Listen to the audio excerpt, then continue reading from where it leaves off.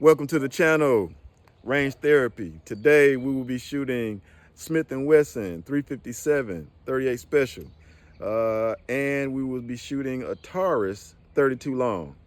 Let's dump. First, we're gonna go 3 shots with the Taurus. Keep in mind that I have never fired these guns before. This is my very first time shooting the 32 long and the 357 Smith & Wesson. So bear with me. Now, 357. 6 shots, 357.